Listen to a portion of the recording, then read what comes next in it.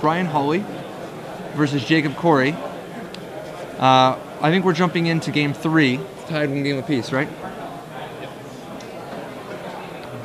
Jacob Kory, another player from LA. Lots of players from LA that we're covering today. LA is a pretty nice legacy scene. All right, I had no idea. Yeah, and what about Hawley, Bryan Hawley? We have no idea what he's playing yet, do we? I do not know. Yeah, how far are we from LA anyway? 3.5, 4 hour drive. That's not too bad at all. Yeah, I mean, if you're a dedicated legacy player and there's one of these opens within 4 hours driving, seems like a reasonable trip.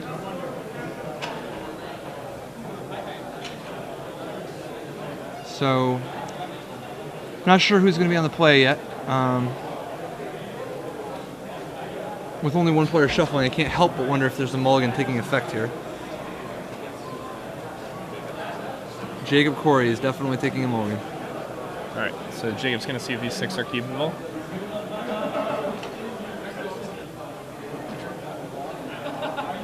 Alright, and Jacob has a very good 6, leaning back in his chair, sign of strength. Still don't know what they're playing yet, but Tropical Island versus Windswept Heath probably means it's the Tropical Island mirror. Respect that, and yes. See, Stoneforge Mystic is that Bant. It might just be like a green-white deck. It looked like it was Bant. Maybe it's just green-white though. Oh yeah. You don't just fetch up planes out of nowhere if you're playing Bant.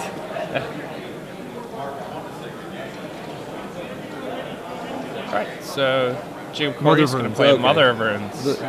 The mystery has come to an end. The green-white, I mean, I guess, what do you call these kind of decks? Like Mangara decks? They don't even always have Mangara, but when they do, it's pretty sweet. I believe, like, the term people use to describe the deck is Death and Taxes. No. Death and Taxes is White Weenie. Well, Death and Taxes is like any Mangara deck, right? No. Yeah. It's Mangara? Yeah. Maverick? Sure, Maverick. Okay. Yeah, because Death and Taxes is just the legacy naming convention of picking a lot of really undescriptive words to describe a deck that everyone else in the world calls something else. You know, like, White Weenie is really just Death and Taxes because there's only 3 things in life you can count on. White Weenie, Death, and Taxes. Deck naming. Alright, so the turn 2 Stoneforge. I gotta imagine this is somewhat solid. Although the green-white Maverick style deck, the green-white decks have quite a bit of play against all sorts of things like this. I mean, they have answers to whatever a Bant Blade deck might have. Getting Sword of Feast and Famine. What do you think about that?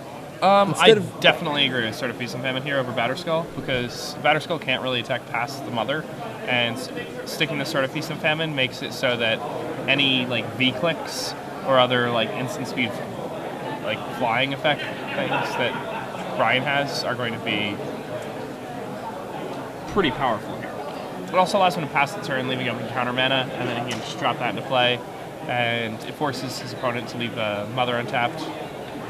It also gives the guy pro green, and if you see Mother of Runes, you're usually expecting Forest.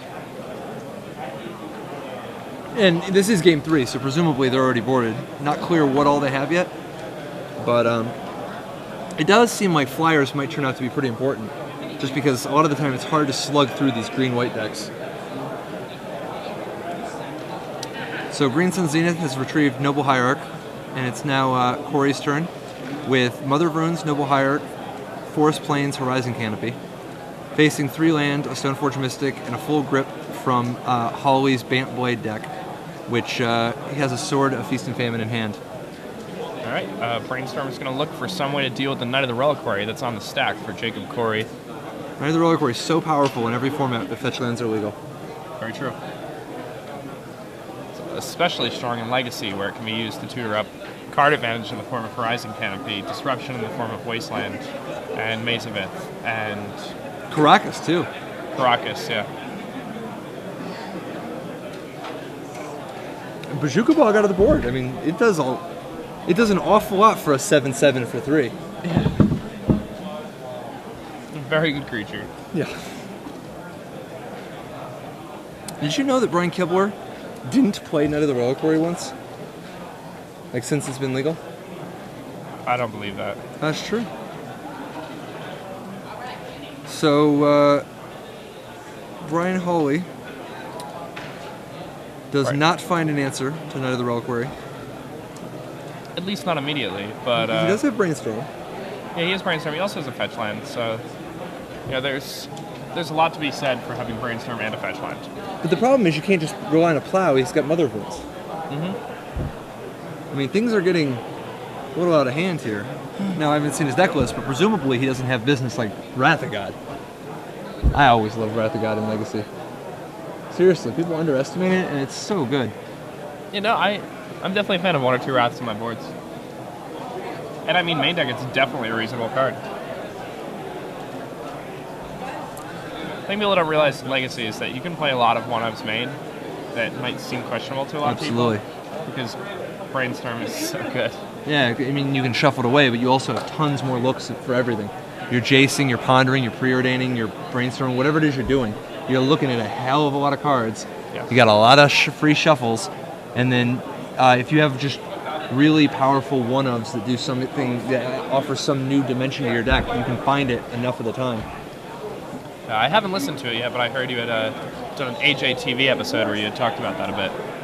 Absolutely. Check out AJTV on YouTube and Star City Games Premium. All right, so Bryan is a knight of his own now. I guess it's fight fire with fire. And I don't know, it's going to be interesting because that knight will not be able to keep up with a knight that has a Mother of Runes. Mother of Runes does seem like it's exerting just an incredible influence on the board right here. In a weird way, Mother of Runes is kind of the White Goblin welder. Just this 1/1 that creates just an unbelievable presence. Like, the threat of tapping it is just so powerful.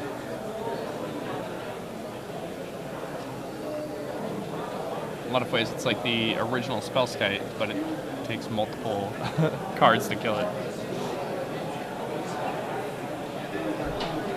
Sudden Death deals with it. So, Kory, plowing. It would appear Path to Exile? Yeah, Path to Exiling Hawley's Knight of the Reliquary. And you know what? I can't blame him. Plows and Paths, both so good in Legacy right now. Now, Jacob's definitely going to activate his Mother of Runes here and protect the knight. Perhaps not. No, it's the other way. Oh. Hawley lost his Knight of the Jacob Reliquary. was the one pathing, okay. Yeah.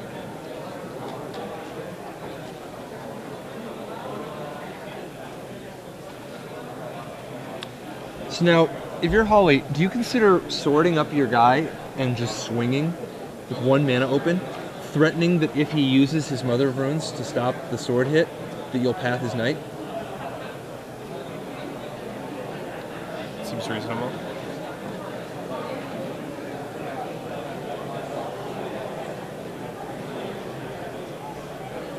Hawley does have to be careful, though, because things are starting to slip away life total-wise. He's only got 12, so, I mean, he's really close to facing lethal.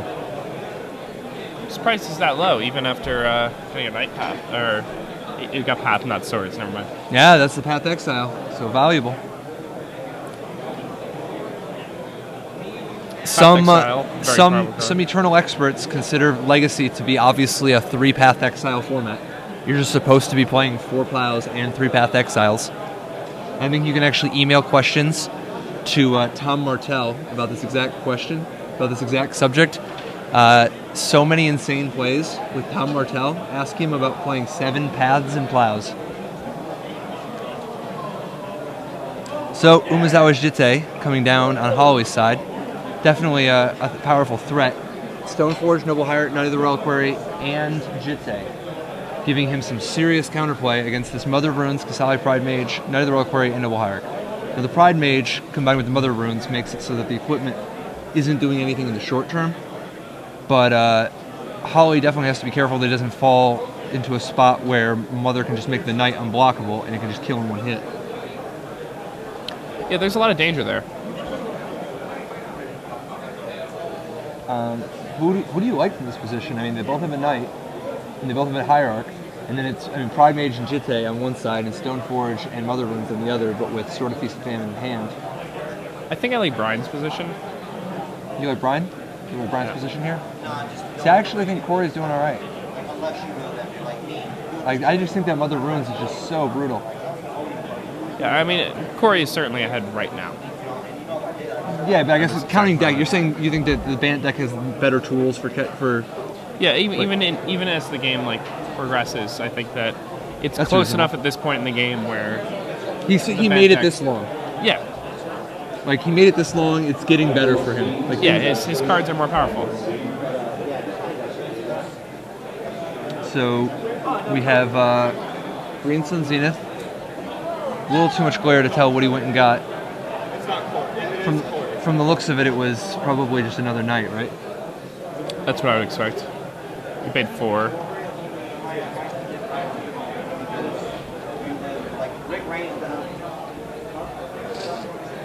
Oh, is it a Scrib Ranger?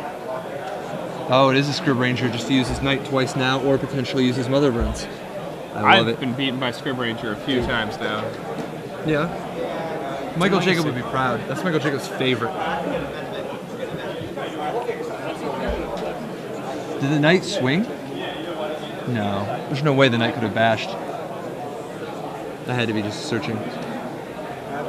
Alright, so Hawley draws his card and considers his options.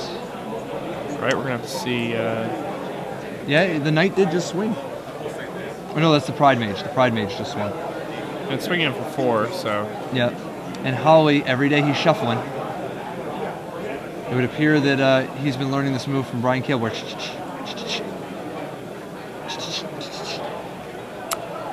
shuffles pretty fast. I have seen it. Yeah, I saw the original documentary thing, and then I saw the remake thing on YouTube. I really appreciated that. I was gonna say, yeah, he definitely shuffles fast, like about 132 beats per minute, right? 130 beats per minute. It's every day I'm shuffling. All right. Spent a lot of time shuffling cards. Hawley still considering his options, still shuffling his hand. I swear, there is nothing Legacy players like doing more than shuffling. Other than, I guess, brainstorming, of course. But one of the best parts about brainstorming is getting to shuffle afterward. Of course. Definitely. Hawley's trying to figure out how to make progress here, because now he's facing down the threat of double knight or double Mother of Runes. He's on a real short clock. I mean, he doesn't have a lot of life total to work with. He's kind of locked out of using equipment.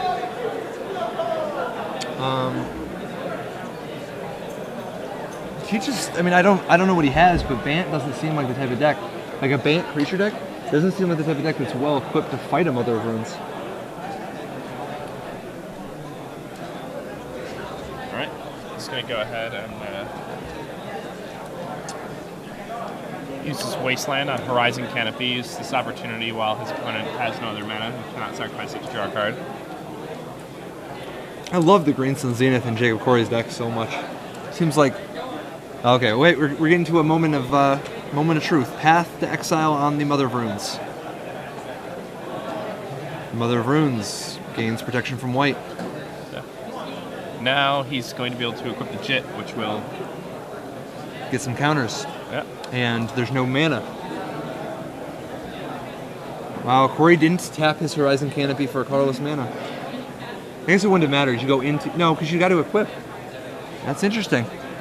Was this a mistake? Was he supposed to use his Pride Mage now and just hit the Jit? Is he even going to use the Jit? Why would he not use the Jit? Oh, he did float the mana. Oh, he did float the mana. Okay.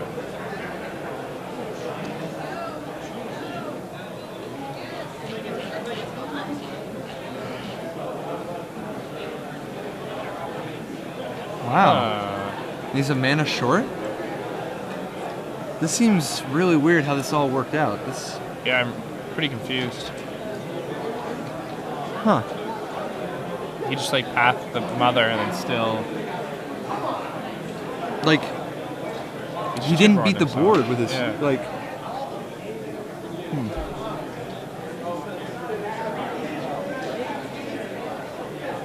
I mean, instead of, I mean, I don't know.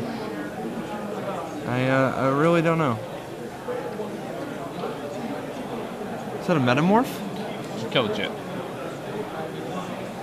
It's a sweet card out of the green-white deck. Yeah. Copies the Stoneforge Mystic. Ooh, I like that a lot. Is he gonna just go get a Jit then? Or do you think he's gonna get something else? I don't know. Sword of Fire and Ice. Why the hell not? Let's have some fun. No, I think that's Light and Shadow, actually. Sword of Light and Shadow. Even better. Protection from everything.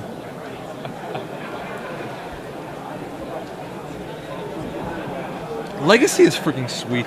Oh yeah, I mean look at the range of cards that we've seen played in this game. Like we've seen Brainstorm, Scrib Ranger, we've seen Stoneforge Mystic, Mother of Runes. I mean, sort of. Dude, Sword of Light and Shadow. Oh yeah, and Gaia's Cradle now. These guys, it's like they're playing Commander, which is weird because this is the same format where we just watched Dredge versus Storm, and you know, and watched. Ironically, both of these decks are probably pretty well equipped to handle Dredge and Storm. Like these are the types of guys who have Leyline of the Voids. Leyline of the Void. Are they gonna have Leyline of the Void? They can't They cast also it. have like hate bears and stuff. Oh yeah. They'll have lots of things that are like for instance, Ethersworn Canonist or whatever, or Gaddock Teague or all that stuff. So we've got they might have the Ooze too. The new Commander Ooze. Oh yeah, the Ooze is good. The Ooze is a main deckable card. What's that? Scavenging Ooze. Yeah. Scavenging Ooze is 1 and a green, 2/2. Pay a green, exile card from somebody's graveyard. If it's a creature, put a +1/+1 counter on it and gain life. So, at least Mazavith buys him some time against the sword, right? Mazavith seems like a powerful tactical weapon here. And it's always nice to have in conjunction with your own Knight of the Reliquaries. Just because you can use the maze to untap your Knight after it's already dealt damage, which a lot of players miss.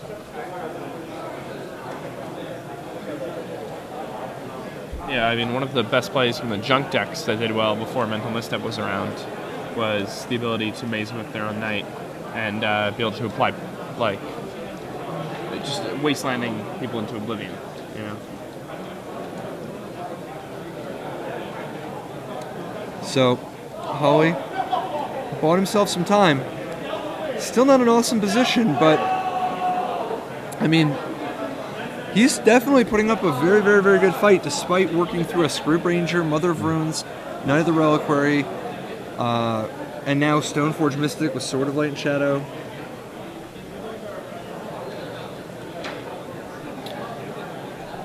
Yeah, it's going to be a rough one.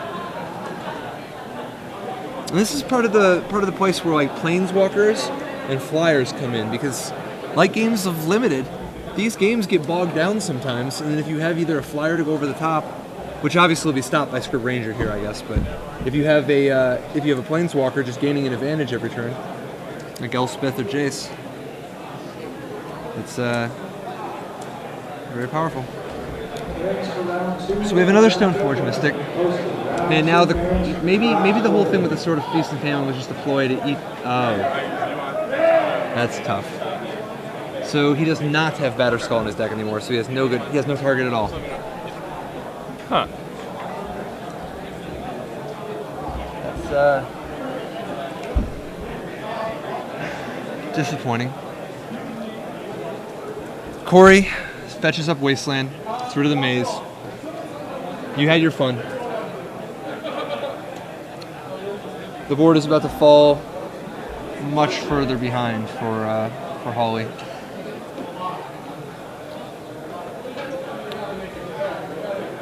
All right, and it looks like Jacob's going to take this match, which I believe will put him at X and 1. Hopefully drawing in. Wouldn't say it's out of the woods yet, but that a Scrib Ranger is going to get through unmolested. And it would appear that Hawley is out of tricks. He's also playing the type of deck that I mean, he's not even going to have like natural order or anything where you could just randomly get a win some weird way. I think it's more of these decks that have trouble catching up, you know? Decks that, I don't know, these decks don't necessarily feel the same way as Standard. But these decks have trouble catching up when their opponent gets, like, to stabilize with Jace. But I mean, there are a few decks that are able to, you know, beat a resolve Jace that's been in play for a few turns. Decks that just kill you out of nowhere, like Storm. Absolutely. Alright, so how's Hawley supposed to make progress here? I mean, obviously we know that he's in real bad shape. The problems he's got to solve. He's got to solve Mother of Runes, Knight of the Reliquary, Sword of Feast and Famine. I mean, Sword of War, Fire of Light and Shadow, and Scrib Ranger. So what's the sort of hierarchy? He has an arena now. He has the old school original arena. So he's going to get to eat something, and it gets her fight. Does that get around Mother of Runes? Do the creatures deal damage to each other? Only if you're colorless. Yeah. Yeah. Well, no, because he can end step, do it with a white guy, and then on his turn. Except that the Knight's going to fetch another Wasteland. You're right. But I mean, it's a card that does something, and I guess he has to. And maybe Kory can mess up, you know, or maybe Kory doesn't have another Wasteland. Who knows? He's got to progress the game, though. He's got to do something. Yeah, he packs it in. Yeah. So, Jacob Kory